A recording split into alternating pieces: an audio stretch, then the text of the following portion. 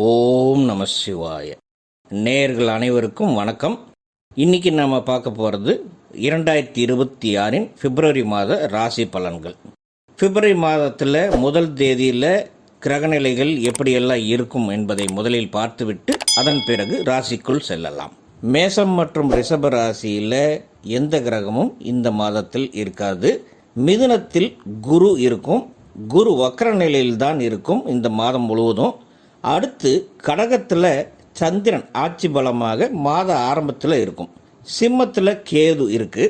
கன்னி, துலாம், விருச்சகம் மற்றும் தனுசு ராசியில் எந்த கிரகமும் கிடையாது. மகர ராசியில் ஜனவரி மாதம் பெயர்ச்சியான 4 கிரகங்களான சூரியன், செவ்வாய், புதன் மற்றும் சுக்கிரன் இந்த மாத ஆரம்பத்திலும் அதே இடத்துல தான் இருக்குது. இதில் செவ்வாய் கிரகம் உச்சகதியில் இருக்குது. தன்னுடைய பார்வையால் கேதுவை அஷ்டமாக பார்க்கிறது. சூரியன் மகரத்தில் பகையாக இருக்கு. புதன் மற்றும் சுக்கிரன் சமநிலையில் நட்பாக இருக்கு. கும்பத்தில் ராகு கிரகம் உள்ளது. அதுவும் தன் சொந்த நட்சத்திரமான சதய நட்சத்திரத்தில் இருக்கு. அடுத்து மீனத்தில் சனி கிரகம் வக்கர நிலையெல்லாம் முடிந்து தன்னுடைய உத்தரட்டாதி நட்சத்திரத்திற்கு நகர்ந்துள்ளது. பிப்ரவரி மாதத்தில் 4ஆம் தேதி புதன் கும்ப ராசிக்கு நகரும். அடுத்து 6ஆம் தேதி வாக்கில் சுக்கிரனும் கும்பராசிக்குள்ளே போகும். சரியாக 13ஆம் தேதி சூரியனும் கும்பராசிக்குள்ளே நுழையுது. 17ஆம் தேதி சூரியன் ராகுவுக்கு பக்கத்தில் செல்வதால் அன்று இந்த வருடத்தோட முதல் சூரிய கிரகணம் ஏற்படும். அதோட சரியாக 23ஆம் தேதியில் உச்சநிலையில் இருந்த செவ்வாய் கும்பத்திற்கு பயிற்சி ஆகுது. இதே மாதத்தில் 26ஆம் தேதி மதியம் புதன் வக்ர நிலைக்கு மாறும். இதில் பாசிட்டிவான விஷயம் என்னவென்றால் 13ஆம் தேதிக்கு பிறகு 3 கிரகமும் கும்பத்திற்கு போன பிறகு குருவுடைய பார்வை கும்பத்தின் மீது விழுவதால் ராகு கிரகம் அங்கே இருந்தால் கூட சுபத்துவமாகவே இருக்கும். சரியில்லாத ஒரு விஷயம் என்னவென்றால் மகர ராசியில் இருக்கும் போதும் சரி, கும்பராசிக்கு பெயர்ச்சியான பிறகும் சரி, செவ்வாயின் பார்வை கேது மீது விழுவதால் பல ராசிக்காரர்களுக்கு அது பிரச்சனையை கொடுக்கும்.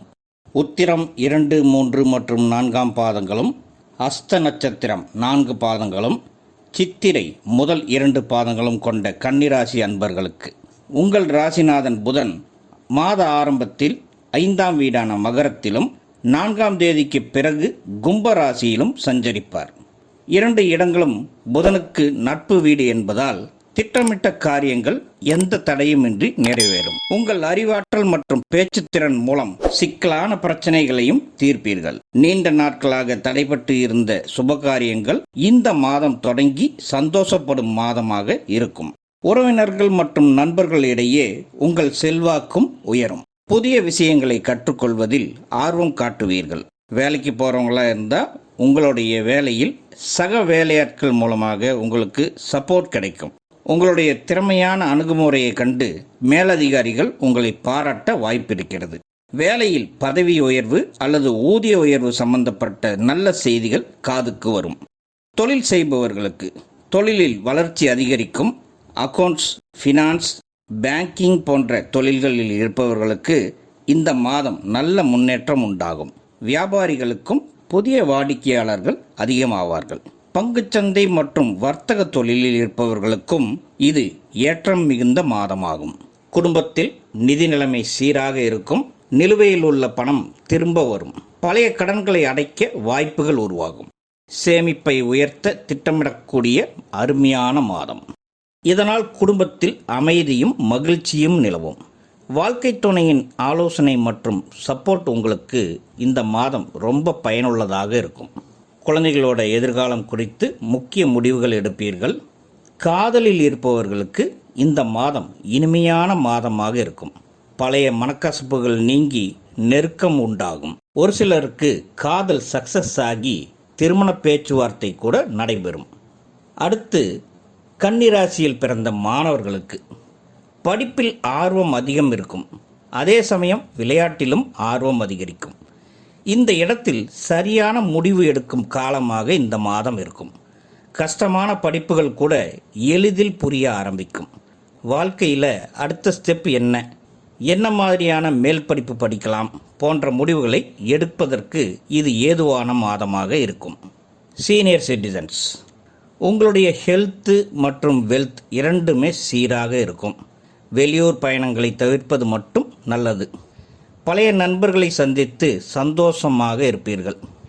ஆரோக்கியத்தில் கன்னி ராசிக்கு இந்த மாதம் பெரிய பாதிப்புகள் எதுவும் இருக்காது என்றாலும் தோல் சம்பந்தப்பட்ட அலர்ஜிஸ் அல்லது நரம்பு பிடிப்புகள் ஏதாவது வரலாம். கவனமாக இருங்க. ரெஸ்ட் இல்லாமல் உழைக்க வேண்டாம். அப்பப்போ ரெஸ்ட் எடுத்துக்கொள்வது ஆரோக்கியத்தை அதிகப்படுத்தும். அன்பர்களே, இதுவரை நான் உங்களுக்கு சொன்னது கோச்சாரம் ரீதியாக கிரகங்களோட மூமெண்ட்ஸ் வைத்து கணிக்கப்பட்ட ராசி பலனாகும். உங்கள் ஜாதகத்தில் லக்னம் ஒரு இடத்துலையும் ராசி இன்னொரு இடத்துலையும் வருகிறது என்றால் நீங்கள் ரெண்டையும் கம்பேர் பண்ணி தான் பலன் எடுத்துக்கணும். ஃபார் எக்ஸாம்பிள், நீங்கள் ரிஷப ராசியாக இருந்து கும்ப லக்னமாக இருந்தால் அந்த 2 ராசிகளுக்கான பலன்களையும் எடுத்து சேர்த்து வைத்து தான் ஒரு முடிவுக்கு வரணும். அது மட்டும் இல்லாமல் நான் இப்போ சொன்னது கோச்சாரம் ரீதியான பலன்கள் தான். உங்களுடைய தனிப்பட்ட ஜாதகத்தையும் அதில் நடக்கக்கூடிய தசாபுத்திகளையும் நீங்கள் கொஞ்சம் தெரிந்து வைத்து கொண்டிருந்தால் அது வைத்து கம்பேர் பண்ணி பார்த்து உங்களுடைய தனிப்பட்ட பலன்களை தெரிந்து கொள்ளலாம். நேயர்களே, அலர்மகள் அஸ்ட்ரோ சேனலை முதல் முறையாக பார்ப்பவர்களாக இருந்தால் சப்ஸ்கிரைப் பண்ணிக்கோங்க, லைக் பண்ணுங்கள், உங்களுடைய ஃப்ரெண்ட்ஸுக்கு ஷேர் பண்ணுங்கள். உங்களுடைய மேலான கருத்துக்களை கமெண்ட்ஸில் பதிவிடுங்க. உங்கள் தனிப்பட்ட ஜாதகத்தை பார்க்க வேண்டுமெனில் கீழே தெரியும் எங்களுடைய நம்பருக்கு வாட்ஸ்அப் மூலமாக மெசேஜ் பண்ணுங்கள். நன்றி. வாழ்க வளமுடன். ஓம் நம சிவாய.